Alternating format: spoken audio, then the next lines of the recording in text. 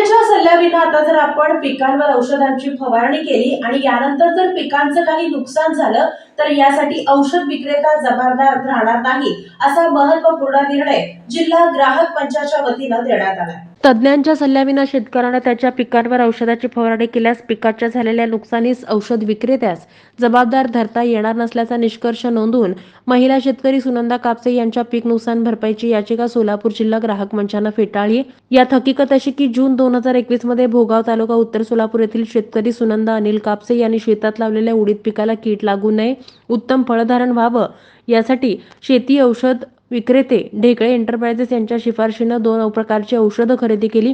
परंतु त्या औषधाची उडीद पिकावर फवारणी केली असता संपूर्ण पीक 2-3 दिवसात करपून सुमारे 1 लाखांचं नुकसान झालं। अशा आशयाची तक्रार कापसे यांनी ग्राहक मंचात देऊन औषध विक्रेते ढेकळे एंटरप्राइजेस आणि औषध निर्मिती कंपनी यांच्याकडून चुकीच्या आणि बोगस औषधांमुळे झालेल्या आर्थिक आणि मानसिक त्रास आणि नुकसानीबद्दल नुकसान भरपाईची मागणी केली। तर ढेकळे एंटरप्राइजेस तर्फे ॲडव्होकेट आल्हाद अंदोरे, ॲडव्होकेट अथर्व अंदोरे यांनी युक्तिवाद करताना ढेकळे एंटरप्राइजेसचा सोलापूर जिल्हा परिसरात चांगला नावलौकिक असून बोगस औषधांची विक्री त्यांनी कधीही केली नसल्याचं सांगताना प्रस्तुत प्रकरणी शेतकऱ्यांना औषध फवारणीपूर्वी तज्ञांचा सल्ला घेतला नसल्यानं तसेच अन्य अनेक कारणांमुळे पिकांचं नुकसान झालं असल्यानं याला औषध विक्रेते आणि निर्माते जबाबदार ठरू शकत नसल्याचा युक्तिवाद ॲडव्होकेट अंदोरे यांनी केला। तो युक्तिवाद ग्राह्य मानून ग्राहक मंचाचे अध्यक्ष